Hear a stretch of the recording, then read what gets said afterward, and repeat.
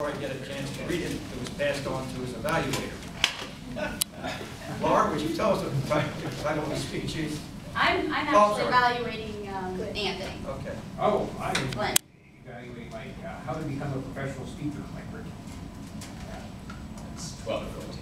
Oh, Dr. Mike Brickey.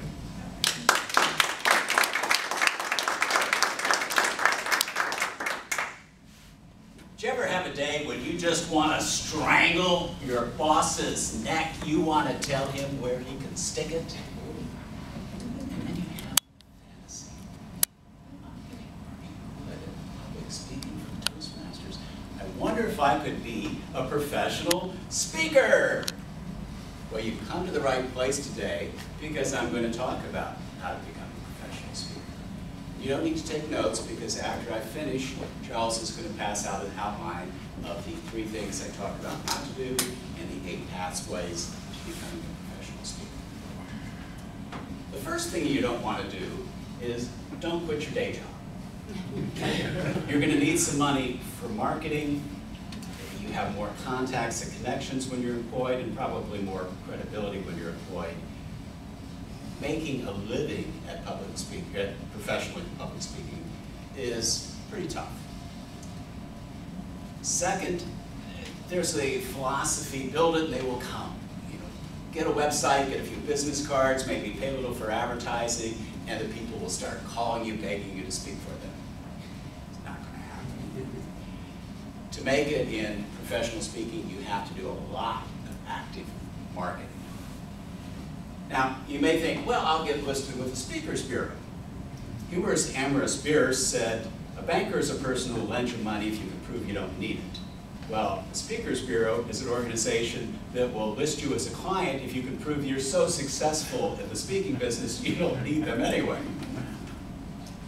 There are some sites on the internet that will be happy to take your money and list you as a professional speaker.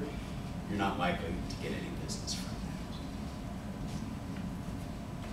A third mistake I see a lot of new speakers make is you ask them, what do you speak on? And she says, well, everything. What do you need me to speak on? You have to pick a niche and then make that niche smaller and smaller and smaller. The marketplace rewards expertise, and you become more expert the smaller your niche is. So, what are the 8 paths that have a good track record for being a professional public speaker? Well, the first one is to be a celebrity. Bill Clinton received $75 million just from public speaking since he's been president. Mitt Romney said the $374,000 that he earned last year public speaking was just a small part of his income, not consequential. And even Real Housewife Snooki, Rutgers University paid her $32,000 to speak, which is more than they paid several Nobel laureates to speak at Rutgers. So whether you're a sports hero, an actor, or just land a plane in the Hudson River, being a celebrity can generate big fees. Our second strategy is stage time. This is the strategy that Jack Canfield, Wayne Dyer, Darren LaCroix used. They would speak anywhere, anytime, day or night, get up at 4 in the morning to do a East Coast radio interview in Podunk, Indiana. Anytime, anywhere, radio, TV, speaking, they were game. The idea is not only do you build up a lot of experience, but sooner or later your Rolodex gets big, you start getting some traction, and maybe you get going with the career. There's the downsides to this. If you're married, and especially if you have children, you may not stay married, you may not be able to keep your children. So there is a risk to it. Our third strategy is to convince CEOs that you can make money for them. You need data, you need a track record, you need references. this is the path that Anthony Iannarino has chosen, and obviously it's worked very well for him. Now, if you go to a CEO and say, trust me, I can improve your bottom line, they're going to roll their eyes and send you packing. Because even if you didn't charge them anything, it costs them for the staff time to listen to your presentation and to try out what you recommended. So how do you get started with this? Well, sometimes you have to start small with a small company and develop some data and some references and let it snowball the way Anthony did. Our next strategy is to speak for free, but make your money with product sales in the back of the room. Pull this off the internet. This is Dan Kennedy, a marketing maven. 4 days of nothing but people pitching products and then people rushing to the back of the room afterwards to buy these CDs and coaching programs and books. Several years ago in Nationwide Arena, they had 2 years in a row, I believe it was, 2 days of motivational speakers rather. And the paid speakers were Jim Tressel, Owen Powell, Rudy Giuliani, and then there were dozens and dozens of other speakers.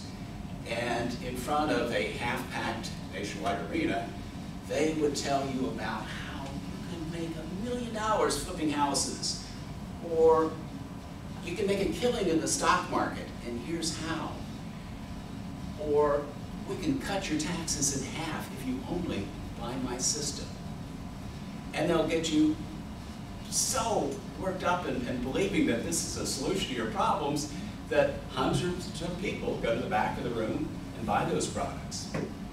And with the bigger organizations, the usual arrangement is the promoter gets half the product sales and you get half the product sales. How do you break into that?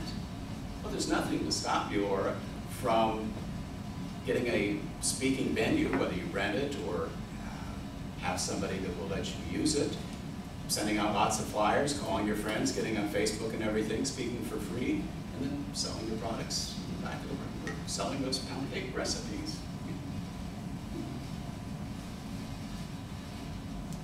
Our next strategy is to get a sponsor. My friend Eddie Lee, who I know through National Speakers Association, Ohio chapter, was a struggling humorist. And then he got colorectal cancer. Not funny at all. But he beat it. And then one of the big pharmaceutical companies hired him to talk about beating colorectal cancer. And he's making a very nice living off the fees paid by the pharmaceutical company. My friend Angie Hollerick does a program on helping women manage their finances better. So she went to Fifth Third Bank and some of the other banks and got them to sponsor the program. You want a logical tie between what you speak on and the services or products that the sponsor provides. Our next niche is the college circuit. How did they pay Snooki $32,000 for speaking? Well, in most colleges and universities, when you pay your tuition, part of it is earmarked for student activities. It's usually a student government body that gets to decide to hire Snooki rather than that Nobel laureate. It can be any topic that would be of interest to college students, or it could be even a topic interesting to the students and parents, such as how to get college financing, how to pick the right graduate school. Somebody like Tracy might want to speak on how to be successful in college when you have ADHD. It's a huge market, and a guy named James Malinchak has developed a very elaborate program, for a fee of course, on how to break into that market, run the shortcuts. Our next niche is continuing education. We have organizations like Career Track. You probably get some of these in the mail that teach you how to do Excel sheets, and social marketing. Sometimes people pay for it out of pocket. Sometimes their employers pay for it or reimburse them. And then you have all the professional organizations that require continuing education. The realtors, the barbers, the accountants, everybody has to have those CEs. Sometimes it comes from the professional organizations. Sometimes it's just private individuals or organizations who get credentialing from the licensing or certification board. And finally, there's one track that you don't get paid money, but you can get a free cruise.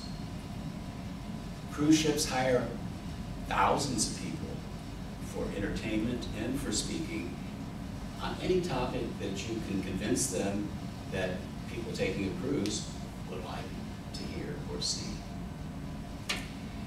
So bottom line, it's a very tough business. It's mostly about marketing. Most of the professional speakers spend most of their time marketing. They typically have about 3 speeches, and it's sticking with those 3 speeches and tweaking them for the particular audience. But if you're still serious about becoming a professional speaker, there are proven paths that will optimize your fast track